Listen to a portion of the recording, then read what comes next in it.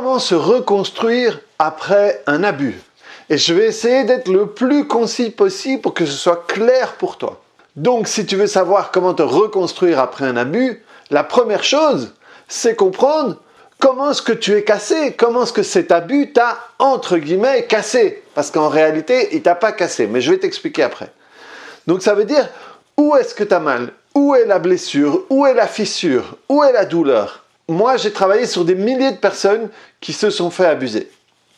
Et certaines vont avoir la blessure à un endroit ou à l'autre. Quelques exemples.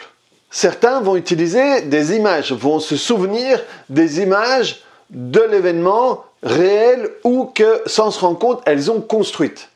Qu'est-ce que je veux dire par là? Je peux avoir l'image. Ici, par exemple, je vois la caméra qui me filme. Mais si j'y pense dans un mois et que je me vois en train de faire la vidéo, donc comme si j'avais une caméra de côté, cette image-là, elle est construite. Parce que moi, je ne peux pas ici me voir en train de faire la vidéo. Je peux m'imaginer, mais à ce moment-là, ce n'est plus une image réelle, c'est quelque chose que j'ai créé. Donc certains vont avoir des images, réelles ou imaginées. On s'en fout si c'est imaginé, on travaille quand même dessus parce que ça fait souffrir de la même manière. Donc que ce soit imaginé ou pas, on s'en fout, ça fait mal pareil. On utilise ça pour se faire mal de la même manière. Donc certains auront des images, certains auront des sons. Quand la personne qui les a abusés parlait ou disait des choses ou a dit des mots particuliers ou quoi que ce soit, ils vont utiliser les sons. D'autres vont se torturer avec l'insécurité, par exemple. À partir de là, elles vont perdre leur sécurité. Elles vont être dans l'insécurité constante. Et elles vont utiliser cette insécurité dans toutes les sphères de leur vie. L'insouciance, la perte d'insouciance, surtout pour les gens à qui c'est arrivé quand ils étaient jeunes, quand ils étaient même enfants. Il y a cette perte d'insouciance, il y a la difficulté avec son corps, avec son image ou avec le corps de l'autre, de la personne de l'autre sexe ou de la personne du sexe qui les a agressés. Ou le sexe, justement. Leur relation sexuelle, leur vie sexuelle est complètement impactée. Ça va être utilisé en diminuant l'activité sexuelle, en hyposexualité entre guillemets, et ou en hypersexualité. Il y a des personnes qui vont avoir une sexualité très débridée et voire parfois même vengeresse par rapport, si c'est des femmes, par rapport à l'homme. Où il y a beaucoup de personnes qui sont dans le milieu de la pornographie qui ont été abusées, et la pornographie, c'est une réponse à la manière dont ils ont été abusés. Ça veut dire que si ils le font à outrance, on ne pourra plus jamais leur infliger quelque chose par ce côté-là. Mais, de nouveau, c'est complètement inconscient. Alors, je t'en ai cité quelques-unes, mais il y a d'autres manières de se rendre compte où on a été blessé et quelle est notre réponse à la blessure qu'on a eue à ce moment-là. Parce que il y a un truc qu'il faut comprendre et qui est difficile à comprendre. Pourquoi? Parce que c'est difficile à dire aux personnes qui ont été abusées. C'est que la partie la plus grave n'est pas l'abus, n'est pas l'événement qui t'est arrivé. C'est comment est-ce que tu en souffres après. Comment est-ce que tu utilises ça inconsciemment, tu ne le fais pas pour t'amuser ou quoi que ce soit, c'est vraiment un truc inconscient, c'est comment est-ce que tu utilises ce qui est arrivé pour te faire du mal. Comment est-ce que tu utilises des détails pour te garder là-dedans. Pourquoi je dis te garder là-dedans? Parce que il y a des personnes, après 10, 15, 20 ans, eh bien, elles sont encore là-dedans. Elles sont encore dans l'abus. C'est comme si elles étaient encore abusées, c'est comme si l'abus leur était arrivé hier. Donc, c'est comment est-ce que tu vas utiliser ce qui est arrivé pour te maintenir là-dedans. Et comment est-ce que tu en souffres, au fait. Et dès que tu peux travailler cette partie-là, tu n'as plus besoin de te reconstruire. Si tu veux, la partie qui a à reconstruire, elle est là, dans ce que je t'ai cité.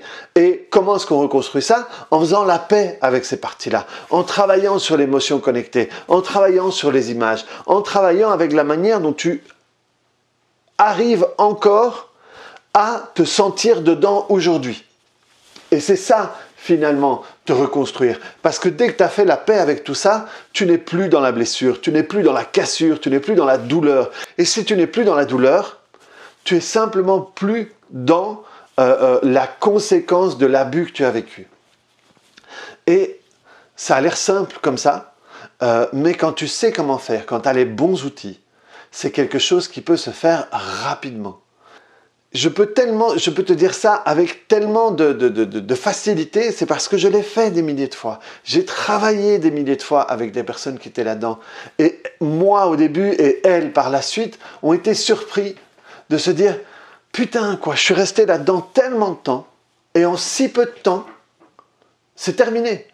C'est vraiment un truc important à travailler et surtout qui est simple. Ça paraît énorme et tout d'un coup, les personnes, après 1-2 séances, disent « Mais où est passée toute cette douleur? Où est passé tout ce mal-être dans lequel j'étais il y a 2 séances ?» Alors que j'ai fait, pour certaines, elles me disent « J'ai fait des années de thérapie. J'ai dépensé des milliers et des milliers, des personnes ont dépensé 15-20 000 euros sur des années et elles continuent à se sentir peut-être pas aussi mal, mais quand même, elles sont dans une situation qui n'est pas satisfaisante par rapport à tout le travail qu'elles ont fait. » Alors que quand tu travailles avec l'inconscient de la personne, eh bien, tout se passe super vite. Et du coup, moi, c'est ça que j'ai mis en place. J'ai travaillé avec tellement de personnes sur tellement de sujets. Mes spécialités, c'était les douleurs chroniques, les addictions et tout ça. Et je ne fais plus de séances aujourd'hui, mais parce que je fais uniquement de la formation de personnes qui veulent devenir thérapeutes. Par contre, j'ai gardé un truc. J'ai gardé un accompagnement sur les personnes qui ont été abusées sexuellement. Et ce que je propose aujourd'hui, c'est je ne vends plus des séances, mais je vends un résultat. Ça veut dire que je propose un accompagnement où en un mois, moi, je te propose de virer tout et d'apaiser tout ce qui s'est passé dans cet abus et toutes les conséquences dans lesquelles tu vis aujourd'hui qui sont connectées à cet abus-là. Et ça, c'est en un mois. Et dans ce mois-là, moi, je te ferai toutes les séances nécessaires pour ça. Si je dois t'en faire 10, je t'en fais 10. Si je dois t'en faire 5, je t'en fais 5. Si je dois t'en faire 20, je t'en fais 20. Ça, c'est mon problème à moi. Le but, c'est que moi, je te propose qu'en un mois, en suivant cet accompagnement, tu ne sois plus abusé du tout. Et pas pendant un mois, pas pendant 6 mois, pas pendant 3, à jamais. Plus jamais, tu ne vas, même si tu essayes, parvenir à te sentir de la manière dont tu t'es senti avant. Et je suis tellement sûr de ce que je propose, je l'ai fait tellement de fois avec tellement de clients à nouveau, c'est que je peux même proposer de garantir le résultat. Ça veut dire qu'au bout d'un mois, si tu n'es pas satisfait, eh bien je te rembourse. Ou si tu es vraiment motivé pour te libérer de tout ça, eh bien on continue les séances à mes frais, tu n'as plus rien à me payer jusqu'au moment où tu te sens bien.